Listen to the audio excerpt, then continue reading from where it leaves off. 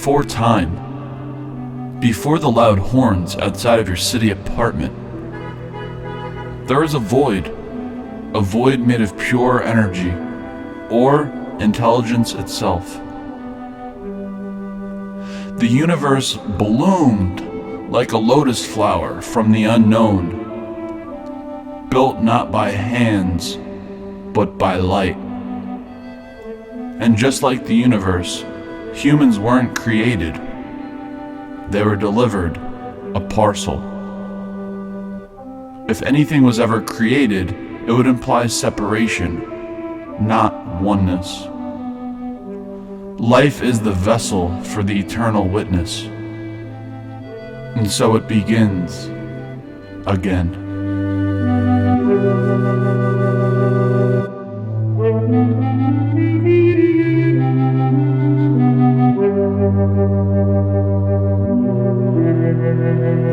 The affinity from within allows us to be curious about the true nature of what we are, or what I am. You may find these words to be fictional, or you may find ultimate truth within these words. At the end of the day, they're just sounds anyway. How many times have you seen a clock hanging on a wall? Maybe in a classroom, or maybe in your grandmother's house. Have you ever thought that the same clock you've seen before just may be the grand analogy for the oneness that we're all a part of? I hate to break it to you, but the truth is that oneness, or the universe we live in, is like a clock. You could say an exact replica. How many times have you thought about someone and they call you? Many for a lot of people. Isn't that a funny thing? We're all connected, just like all the pieces of a clock. All of the pieces of a clock work together to form the clock. All forms of life work together to contribute to the whole universe. But it gets way deeper. One may say this is a theory of the power structure of oneness, or the universe.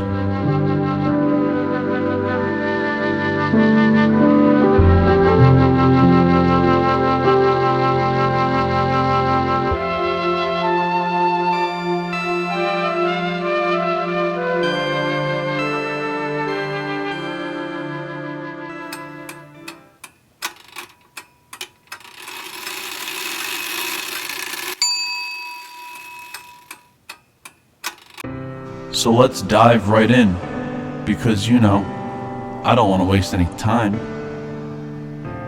The clock face? Oh, you could say that's the entire universe. Infinity. The circular shape of those classic looking clocks represents the fact that there's no beginning or end. A circle doesn't start or end, no edges, breakpoints, or corners. To go even further in this direction, the face of the clock is like the universe, because everything within the clock face creates the one face that a clock has. The face of the clock can never be a part of the design.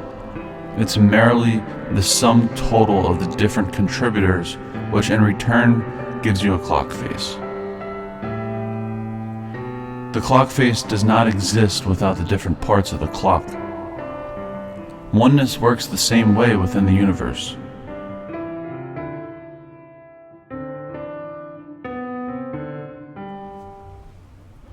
Wait a second. Okay, time to move on. Faster and faster.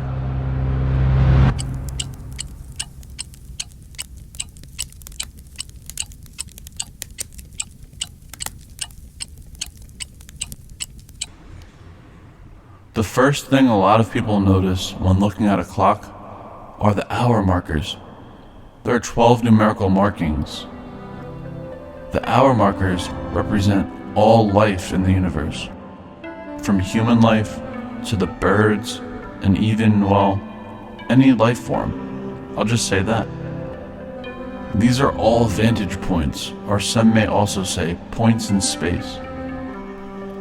The hour markers, they don't move, but without them, time would have no reference. Just like life, which gives meaning to the passage of time or to existence. Without life, the ticking of the universe would go unnoticed. Within the 12-hour markers, limitless time exists, just like forms in the universe, limitless forms. Let's just stick with the human life form, for example. Limitless kinds of humans exist as limitless moments exist in between each hour. Hour markers witness the motion of time as life forms witness what comes into their field of existence. Without the markers on a clock, the hands would just be spinning without any meaning. Life in the vastness of the universe provides reflection. Life makes things memorable, like that rusty old clock your grandmother may have had. Remember that?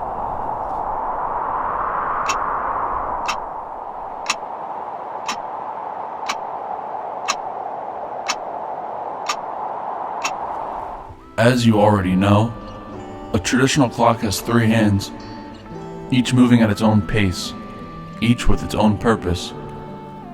The shortest and slowest of the 3 is the hour hand. It moves gradually, almost to the point that you don't perceive its movement, pointing to the general time of day, 1 o'clock, 2 o'clock, and so on. It takes 12 full hours to complete one rotation. The hour hand on a clock is representative of language within the universe. Without language, life wouldn't have the ability to have unity. The hour hand on a clock allows time to have structure, just like how language allows for structure amongst different life forms.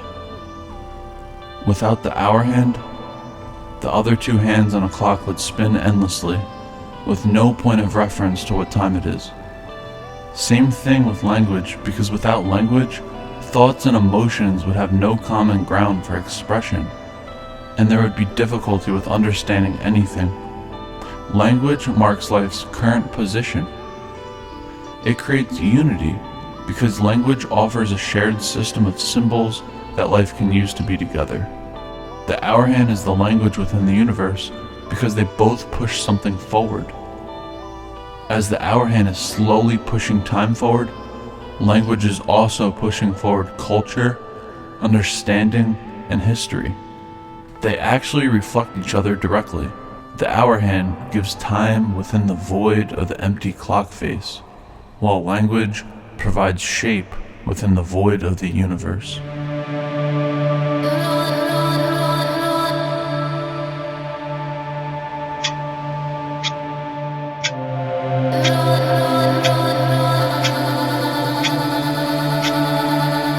The minute hand, some may say, appears to go everywhere on the clock, unlike the other 2 hands. It's because of the pace of the minute hand.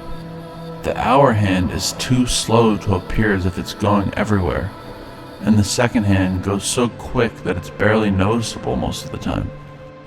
Do you know what else appears to be everywhere? Spacetime.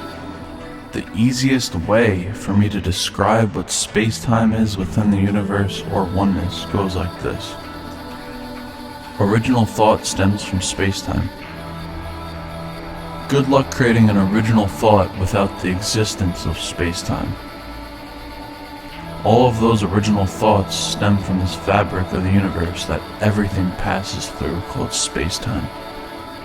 There's another very interesting reason why the minute hand represents space-time within the universe. Space-time isn't needed necessarily, and could be considered fake like the minute hand. The universe, like the clock face, would still exist without space-time or the minute hand, but they both assist in carrying on time. A clock would still exist with just the hour hand and the second hand, just like how the universe would still be able to exist without space-time. However, if the minute hand didn't exist, time would just feel pretty flat. Without space-time, things would be flat as well, because there would be no new ideas. The minute hand and space-time are both constants. They both have a hard time saying no. I'll explain. The minute hand is caught in between the other two hands. It has no choice but to move. Space-time is caught in between matter. Space-time is instructed to go everywhere, just like the minute hand, but in space-time's case, it's instructed to go everywhere by space and time. The final reason that these are representations of each other is because they are both an anomaly, because they both fold. The minute hand folds because it has nothing inside of it. The minute hand is purely a marker and moves through time instead of instructing time like the hour hand and the second hand. Space-time folds because you can pass through it, like memory.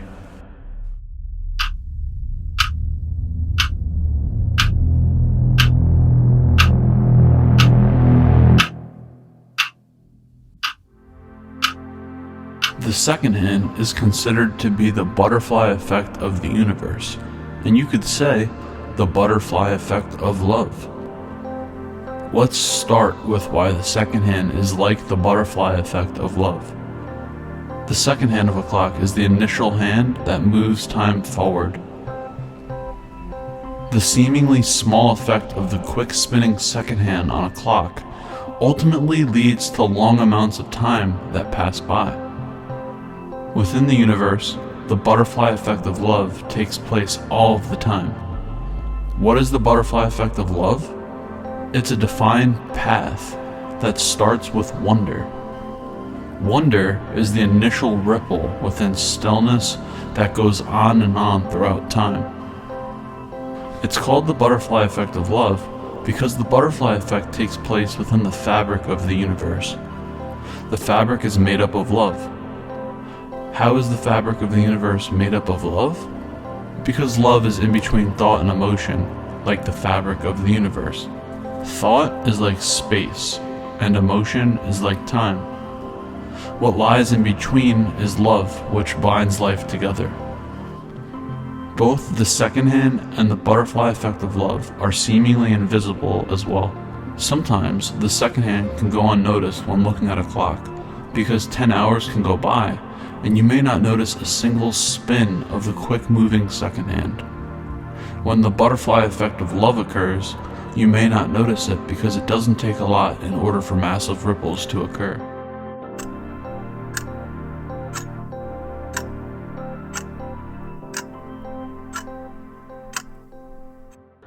The bezel. That outer ring around the clock face. It's usually not thought about much deeper than, that's a nice clock bezel, it looks fancy. But what if I told you that the bezel represents something deep, something profoundly human? The bezel is the ego within the universe. The ego is the illusion of separation, and that's exactly what the bezel does. The bezel is all one sees when looking at a clock instead of everything else.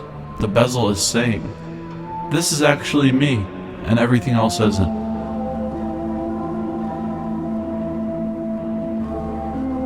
The bezel, that outer ring around the clock face, it doesn't tick, it doesn't move, but it's loud, just like the ego.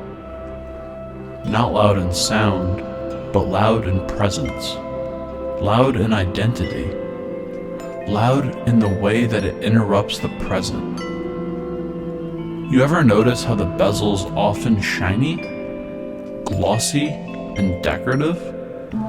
It demands attention. It wants to be seen before time is even read.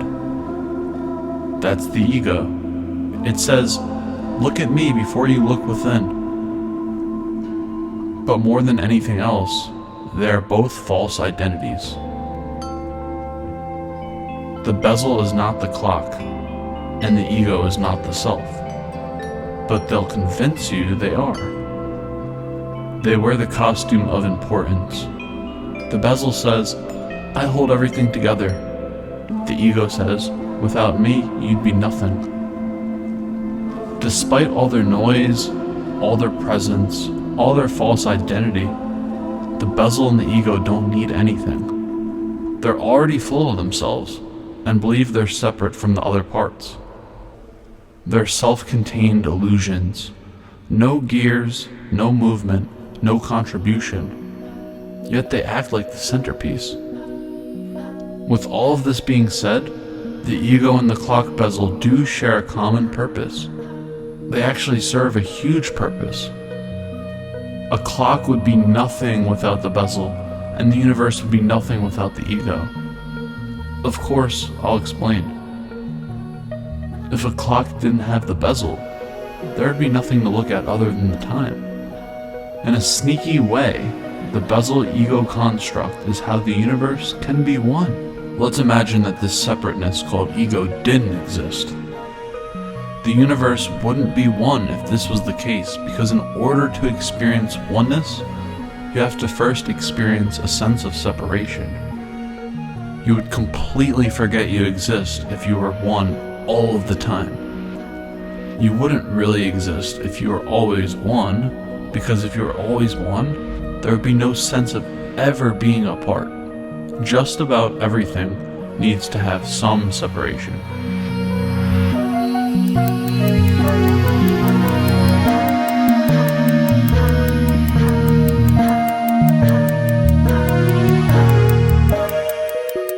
The glass crystal of a clock is looked through, just like how the all-seeing eye looks through or witnesses the universe through the breath of different forms of life.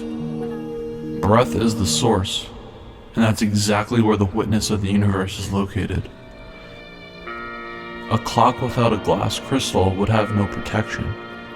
That's the main purpose of the glass crystal on a clock, to protect it. The same thing goes for the all-seeing eye. It protects life by making it aware of itself. Life without the all-seeing eye within wouldn't know where to go because it wouldn't be able to see itself. It would have no sense.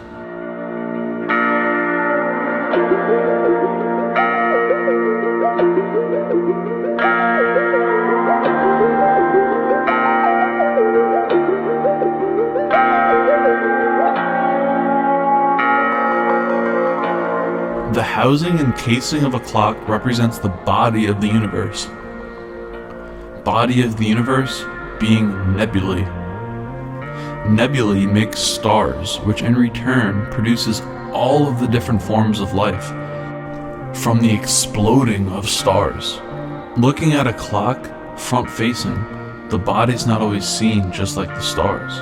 A clock may seem very simple from the front, but the more you look around, it appears to get more complex. You, as you've lived your life, may never have truly realized what you've lived in all of this time. Just looking at a clock, you won't always realize its complexities within the body of the clock. The body of a clock allows time to appear to grow, just like how the nebulae and stars allow the universe to grow. Growth is the epitome of time, because you need growth in order to calculate time. Without growth, which is a change of some kind, you'd have no way to observe time. The body of a clock, as well as the body of the universe, gives intelligence a way to express itself. The body of a clock gives the opportunity for time to serve you. The body of the universe gives a place for intelligence to live. The body is the cocoon for life. It's where life emerges from. Without the bodies of both the clock and the universe, the same thing would happen as not having the ego.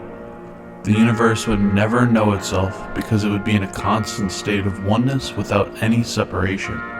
The body also allows for age to exist. Age matters because it gives context to time. It does so because time is invisible, but age isn't. Within the universe, age plays a role in allowing something to get better and better because of aggregation.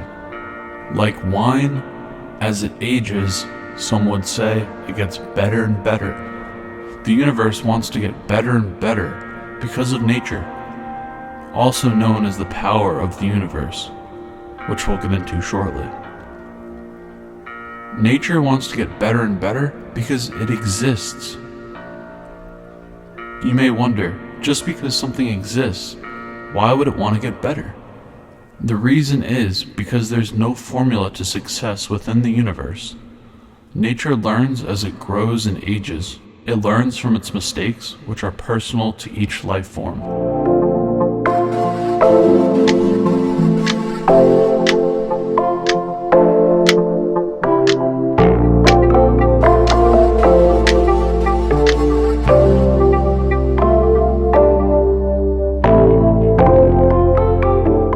The winder of a clock is the same as nature within the universe. The winder is what powers a clock because it gives energy to the workings of a clock. Nature powers the universe because nature creates offspring. The offsprings provide the energy of the universe. The energy is what we are.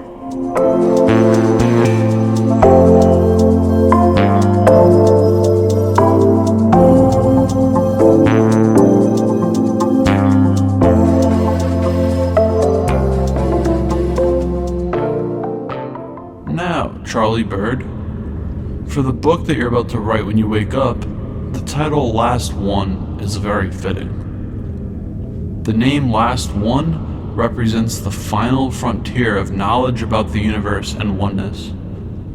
It's about time you wrote a book, Charlie Bird.